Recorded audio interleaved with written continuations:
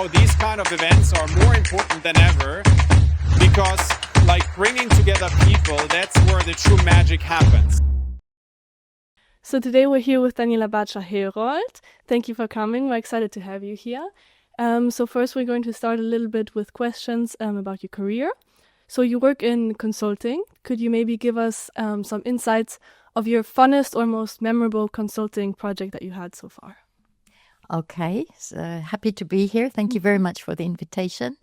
And the most, I would say, exciting project we had, so we work in Asia mainly, and meanwhile also in US, was really to drive out a strategy for a vacuum pump manufacturer.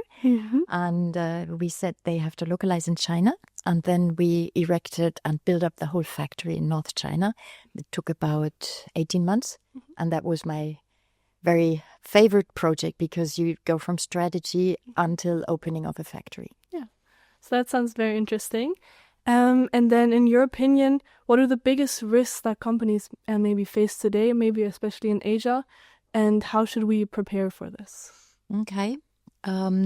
So a major risk are, of course, political risks, which we don't comment so much, but then you have regulatory risks that the governments change regulatories, especially in sensitive areas like semiconductor, healthcare, medical, and so on. So it's very important to prepare and also foresee scenarios for regulatory changes. The second is also a challenge. We have very high environment requirements, much more than in Europe. So we really have to be very actual and utmost on the environmental issues. Oh, very nice. So before you joined EAC Consulting, you worked at Roland Berger. At what point did you decide, because Roland Berger is quite a big consulting firm, at what point did you decide to leave the firm and maybe start founding as well with the IdeaLab Consulting? Yes. Was it something that you always wanted to do, or what was the key experience that you had that made you decide? Interesting question. So I was at Roland Berger for 5 years, something, and they were those days very much focused on Germany. And with also the reunion, we worked a lot on restructuring projects in Eastern Germany, where I learned a lot. But I wanted to go more international. But the initiative, frankly, is I worked together with my still best friend, and he said, why don't we stay in consulting but go towards Asia? And that was the, let's say, founding experience. It was really the partner. Yeah. And maybe what's also interesting, what made you decide to do consulting in Asia and not some other part? Well, we did a simple portfolio. And so where are the markets for German investors those days? And the China bubble was exploding the whole portfolio. So we said we have to go to China first. So China was the first country we entered. Is there maybe any trends that you see in Asia, especially now with the startup scene, that are developing right now, or maybe that are going to develop in future, that you think? Yes. There is a huge, let's say, incubant story, which the Chinese have, the Indians are following. But a lot of them also failed. So it's really about the concept idea and the AI behind that, which needs to be proved. But we have the highest, largest incubants in China. This is undoubtable. So we are not that much faced with it. We are more in the manufacturing industry and so on. But it's a huge business. And then maybe what's also interesting to know is how AI is affecting consulting work. And do you notice any changes so far? And how do you think it's going to affect your career in the future? Okay. Or consulting in general? AI is not that much applied yet in consulting business. In our business, it's still a people business. It's still that you sit in front of the customers and try to convince them on the strategy.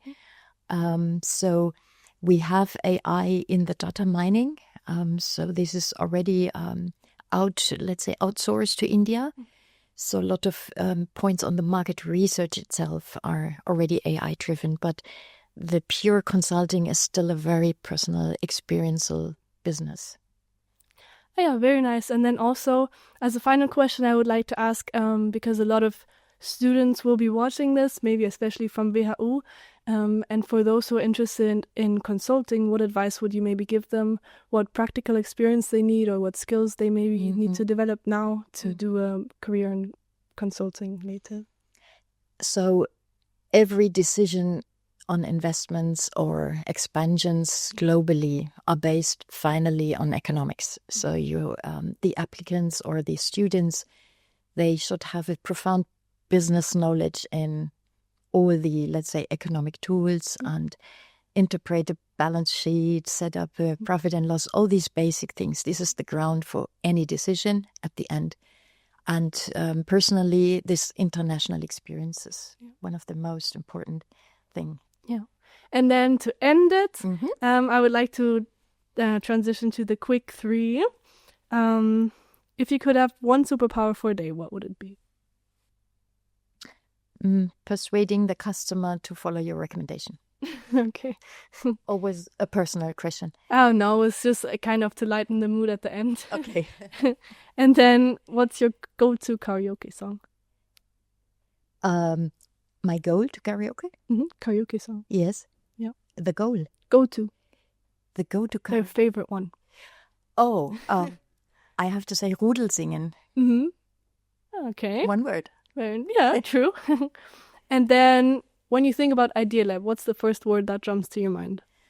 Such a motivated team, tremendous organization, and on the edge with the topics which are globally interesting. Oh, perfect. Okay, thank you for your time. Thank you. It was lovely to have you here, and have fun at your speech and at the event. Thank you.